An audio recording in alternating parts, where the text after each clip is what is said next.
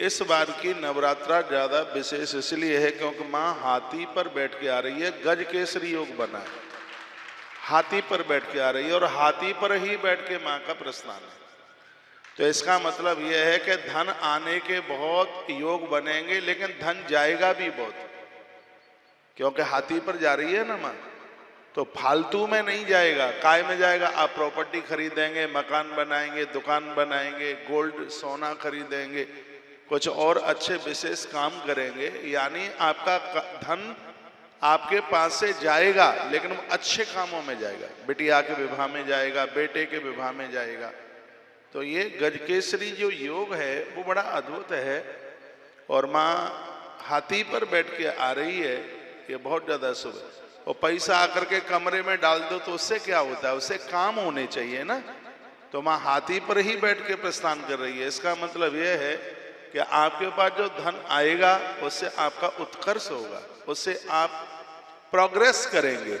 ये ऐसे योग कभी कभी बनते हैं कि जिस वाहन पर आना और उसी वाहन पर जाना, ये बहुत कम ऐसा बनता है। तो अब के बार ये दोनों संयोग बन गए हैं कि माई हाथी पर ही बैठ के आ रही है और प्रस्थान भी हाथी पर ही बैठ के वो कर रही है। अब आप किसी को हाथी पर बिठा के लाए, समझ लो महंगी गाड़ी में बिठा के लाए, फिर उसको आप स्कूटर पर बैठ करके विदा करें तो वो तो बढ़िया लगता नहीं है। इतने अच्छे वाहन में, रथ में बिठा के आप लाए और मोटरसाइकिल से विदा करने के लिए जा रहे हैं तो वो ज्यादा ठीक सा बढ़िया सा लगता नहीं है, हैं? आपने किसी को हवाई जहाज की टिकट से आपने बुलाया, इधर से रेल में या बस में आपने उसको विदा कर दिया तो उसको भी अच्छा नहीं लगता। तो अब के बार भक्तों ने माँ को हाथी पर बिठा के बुलाया है और हाथी पर ही बिठा करके माँ को विदा किया जा रहा है। तो ये बहुत बड़ी बात है। तो ऐसे सुयोग बने हुए हैं। तो जितने भी मुझे युवा वर्ग, बेटियां, बेटे, भाई बहन जो भी मुझे समझ पा रहे हैं, सुन पा रहे हैं, और मैं तो बड़ी प्रमाणों के साथ में बात कहता हूँ, जो वैज्ञानिक लोग हैं, यानी बहुत ज़्यादा अपने भेजे से, माथे से काम लेते हैं। हम जैसे लोग, जैसे हमें बोलने और सोचने की बहुत ज़रूरत पड़ती है, तो हम जैसे लोगों के लिए देवी अथर्व शीर्ष का पाठ बहुत ज़्यादा जरूरी है। इसकी महिमा मैं आपको बता रहा हूँ। वर्णन ओम सर्वे वै देवा देवी मुपतस्तु काश्यतम महादेवी थी, यानी इसमें देवता कह रहे हैं माँ को, आप सभी देवता देवी के समीप गए और नम्रता पूर्वक माँ को कहने लगे। क्या बोले? हे महादेवी, आप थोड़ा अपने बारे में बताएं, आपकी जानकारी कोई दूसरा नहीं दे पाएगा। सा ब्रवीत, तब मैया बोली, सा ब्रवीत, मैया ने खुद कहा। क्या कहा? मैं ब्रह्मस्वरूपा हूँ, अहम ब्रह्मस्वरूपिणी, मैं ब्रह्मस्वरूपा हूँ, मुझ में प्रकृति पुरुषात्मक सद्रुम और असद्रुम जगत उत्पन्न हुआ।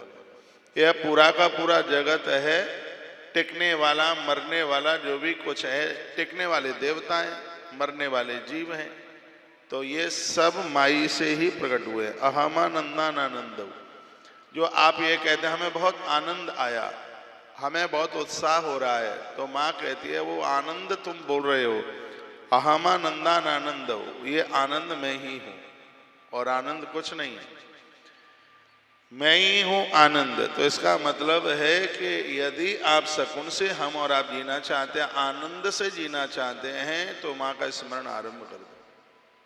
उसमें भी यह देवी अथर्व शीर्ष बड़ा विशेष है। आप पूछ रहे हैं कार्यक्रम पुराना है, लाइव है, लाइव कार्यक्रम है। आज नवरात्रा नव संवत्सर की आप सभी को मंगल में बधाई और शुभकामनाएं। हमारा तो नया वर्ष आज से ही आरंभ होता है, चैत्र की प्रथम नवरात्रि से ही आरंभ होता है। तो ये आज का दिन बड़ा अद्भुत है। मैं कहूँगा भारतीय सनातन संस्कृति का जो पंचांग है उसका उद्घाटन आज के दिन हुआ। हाँ, आज का दिन है वो दिन आज का है। तो आज का दिन तो हमारे लिए और आपके लिए बहुत विशेष है। वेद, मैया कहती है कि जिसको तुम वेद कहते हैं, वेद में जो ऋचाएं हैं वेदोहम वेदोहम, माँ कहती है वो मैं ही हूँ। विद्या अविद्या मैं ही हूँ। अजा और अनजा यानी प्रकृति और प्रकृति से भिन्न वो भी सब कुछ मैं ही हूँ। नीचे ऊपर अगल बगल जो भी कुछ दिखाई दिया जा रहा है वो सब मैं ही हूँ, मुझसे भिन्न कुछ भी नहीं है।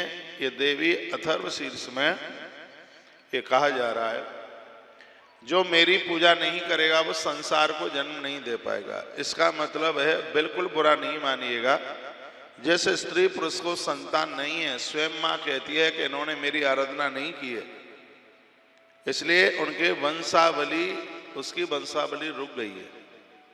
यह वर्णन स्पष्ट हमारे कई ग्रंथों में किया गया है।